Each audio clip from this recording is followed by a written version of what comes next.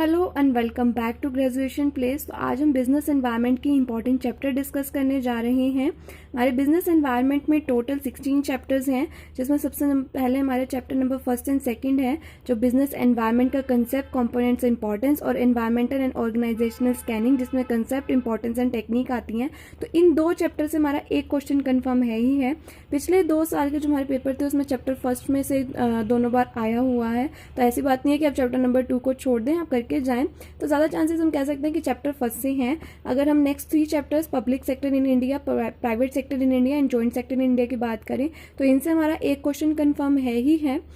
अगर आप करने की सोच रहे हो तो कर लो, कोई दिक्कत नहीं है। अगर आप बाद के चैप्टर्स को छेड़ोगे तो उसमें क्या होगा कि बहुत सारे डाटा आएंगे, तो वो याद करने मुश्किल हो जाएंगे। इन 3 चैप्टर्स में डाटा नहीं है पर एक क्वेश्चन कन्फर्म है, तो आप आसानी से इन चैप्टर्स को ईजिली कवर कर पाओगे। तो अगर आप ये 3 करना चाहते हो एक क्वेश्चन के लिए तो आप कर सकते हो। चैप्टर नंबर 6 एंड 7 की बात करें, economic system, capitalist, socialist and mix economy, economic planning in India, NITI Aayog, ये चैप्टर इंटरेस्टिंग है और इनसे एक क्वेश्चन आता है, तो आप इन दोनों को भी कर सकते हो। Monetary policy of India and fiscal policy of India, chapter number 8 and 9, इनसे एक क्वेश्चन है, कन्फर्म ही कन्फर्म है। कभी मॉनेटरी पॉलिसी आ रहा है, कभी फिस्कल पॉलिसी आ रहा है, तो आप इन दोनों को अच्छे से कर लेना कि जो भी आएगा तो आप उसको कवर कर पाओगे। नेक्स्ट आप चैप्टर नंबर 10 छोड़ भी सकते हो, क्योंकि इतना करेंगे तो फिर कवर कैसे कर पाएंगे सारा सिलेबस, तो एक आधा चैप्टर छोड़ भी देंगे तो कोई दिक्कत नहीं है। चैप्टर नंबर 11, 12 और 13 की बात करें, foreign investment in India, multinational corporation, globalisation, इन 3 को तो कर लो, इनसे एक क्वेश्चन आना ही आना है, 2 भी आ सकते हैं, तो इन तीनों को तो अच्छे से कर ही लो।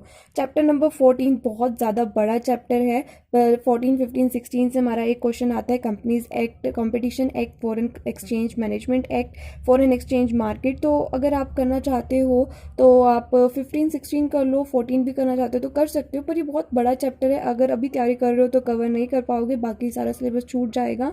तो अगर आप ये 3 चैप्टर करना चाहते हो तो वैसे कर सकते हो, पर अगर नहीं है थोड़ा पास होने के लिए करना, तो एटलीस्ट 15 और 16 तो कर ही जाना। तो अगर हम बात करें कौन कौन से चैप्टर्स करने चाहिए, तो 1, 2, 8, 9, 14, 15, 16 ये तो कर ही लो।